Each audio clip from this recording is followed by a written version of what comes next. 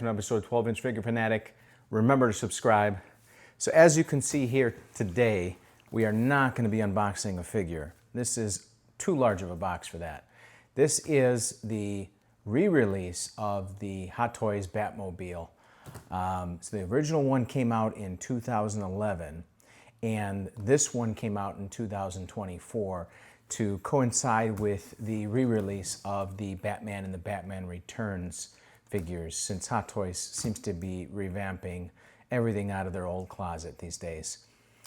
I also have that first edition from 2011, so we're going to do a side-by-side to the best of my ability with the frame of the lens here, and figure out if this was actually worth the upgrade. Let's check it out. Okay, so I usually do a sort of aerial view of the unboxing, but with the size of this, we're just going to do it straight from here. So let's crack her open. Now, interestingly enough, I've seen the 2011 version in some places selling for more than the re-release. So either some of these buyers don't know exactly what they're doing, or there is more of an appreciation for that first one than the newer one. But from what I can tell, like, the biggest difference is going to be in the rear. Okay, so we have this large, it's a poster on one side, and then the instructions on the other. So that's nice, because the first one, it was the standard map multiple fold thing. Looked similar to this, but it wasn't a nice presentation like this. All right, so we have a slip on top, which is this right here. Just a head-on view of the Batmobile. And then, looks like we need to take this out.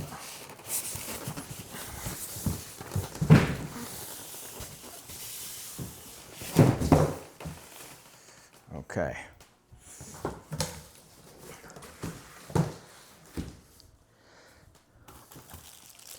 So first we have the platform here, and this just rests in there, and it has a rotation feature.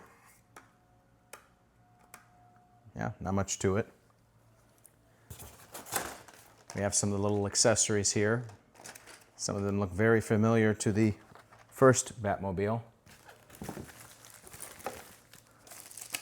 The wings.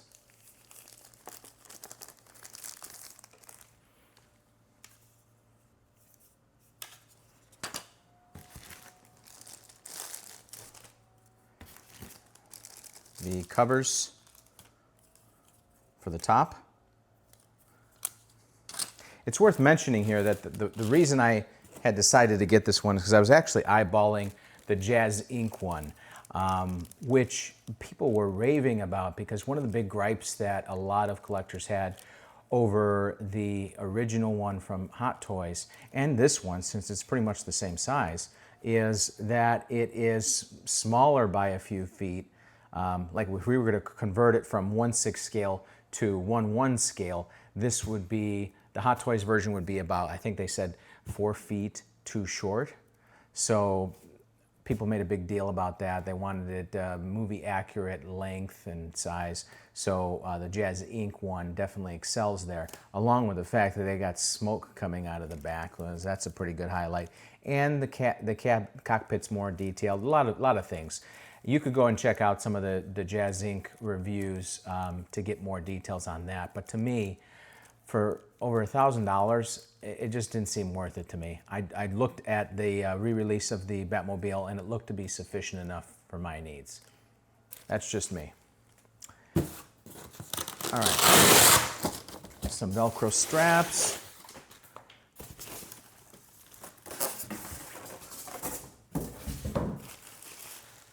And here we are. So I'll take her out. Whoop.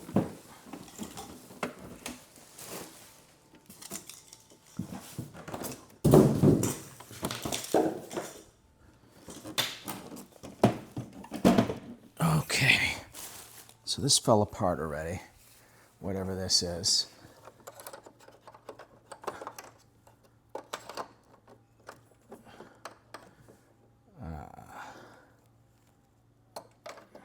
There we go. And then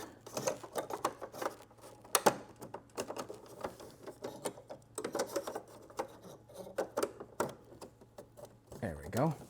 Okay.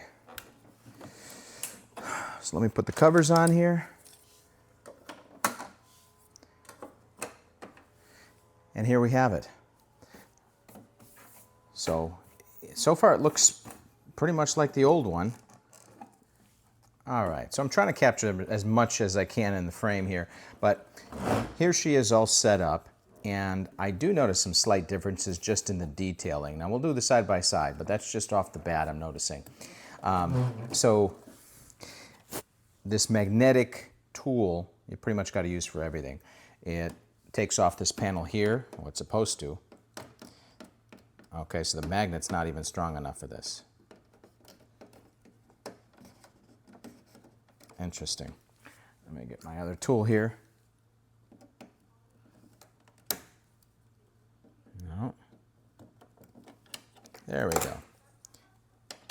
There it is. That's how it's supposed to work. And then the wing would just insert in here, like so. I don't know anybody that uses the wing though. It looks ugly, takes up too much space. It was used only briefly, but to each his own. So maybe it's got this protective tape on here. Let's remove that and see if it works better.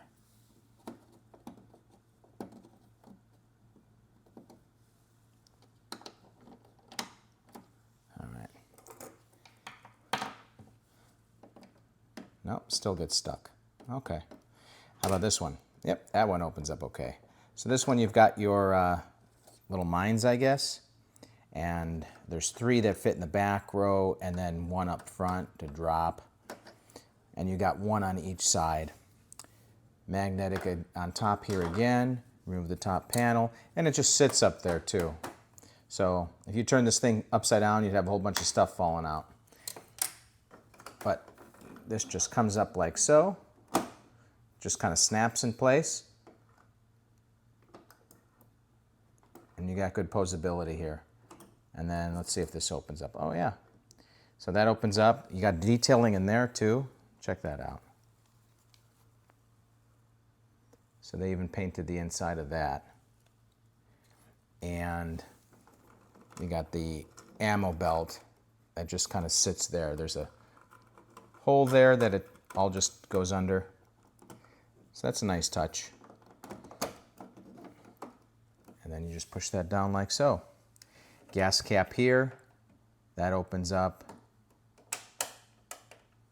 And then, let's see, cockpit. So you've got this bar here, and that was in the film, so it's important that they included this. It is optional. This was a separate piece I just installed now. And let's get the lights on so we can see inside this cockpit here. So the back comes off like so, and then you've got the switch here. 3 AA batteries, and you're good to go. And inside the cockpit here,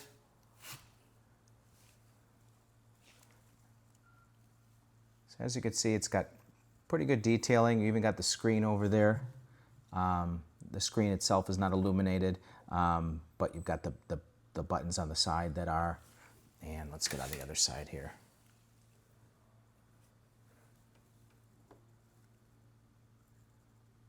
Yeah. And one complaint that people have is that the buttons on the back here don't light up. Let's see. So you can kind of see with the camera. Hard to get in there. So you've got some buttons there, but they aren't illuminated. And let's see, this moves. Yeah, just back and forth, doesn't really do anything. These knobs here. And then you can rotate the wheels. No, you can't. All right, so the steering wheel doesn't work. I thought that was one of the features, is that the steering wheel worked, because the wheels do rotate. I'm seeing them rotate here. All right, and then let's zoom back out here. Let's turn her around a little bit. Oh boy, it's hard to do a video with something this size. All right, so if we look at the back here, you've got illumination in there as well. And it doesn't seem that bright on camera, but it's just enough. And then of course you got the lights on the back. Uh-oh, one set isn't lit. Well, that's not good.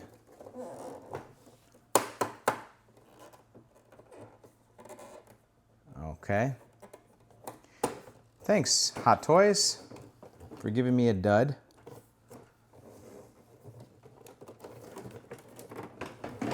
Maybe it's just a matter of going under there. I'll dissect it a little bit and see if maybe something's loose. Anyways, back to the review. So then this cap comes off, and that goes in there like that. You got the hooks that just unfold here.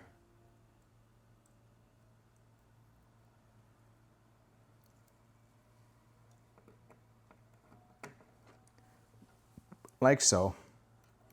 I won't use that either.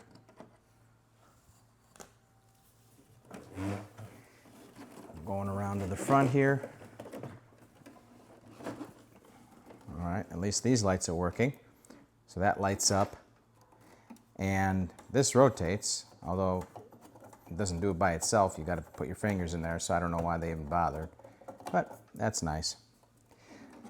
Now, one complaint on this versus the Jazz Inc. one that it's worth mentioning is this little nose section here.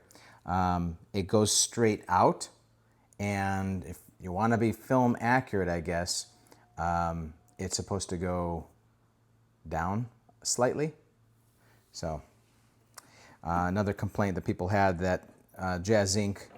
covered down on is that it doesn't say Goodyear on the tire. There's no labeling on here at all. All right, so let's see, to the best of my ability, I'm going to get the other Batmobile out, and we're going to do a side-by-side here. I'm also going to tinker with that back light and see if I could get it to work again. Give me just a minute. All right, welcome back. So I found the culprit for the light that was out on the back, and yeah, this was just, now this part was attached, but the wires are completely severed that go to the LEDs for the backlight. So I can't even get in there. I pretty much got to remove the entire top section, unscrew all of the screws, and completely disassemble the car in order to repair it. So it's nothing I'm going to do anytime soon, that's for sure. But I brought out the old Batmobile. This one right here is the old one. This is the new one. And quite surprised, I could have saved myself a few $100s if I could have just recalled that this one does also have the illumination in the back jet exhaust. So I've looked at this off camera, done side by side from every angle, and I really can't find anything that's different from the 2011 release to the 2024 release. I can definitively tell you that there's no reason to make the mistake that I did and try to trade up. If anything, maybe you have the 2011 and you want to go to the Jazz Ink, if you want to pay that price point, I still wouldn't do it. But if you want to pay that price point, that'd be your way to go. And the other thing is, aside from the price point, I don't need the extra few inches taking up display space. This thing is big enough. I've also got the DeLorean from Back to the Future. I've also got the Ecto 1 for Ghostbusters. So I don't need a bunch of big vehicles taking up prime space in my display area. This is fine for me. Now, I don't know what I'm going to do now, because I've got a broken newer Batmobile, and the old one, well, it's old. But what I'll end up doing is probably keeping the old one and trying to resell the new one, and just make the buyer aware that that backlight is out. Anyways, thanks for tuning in, guys. See you next time.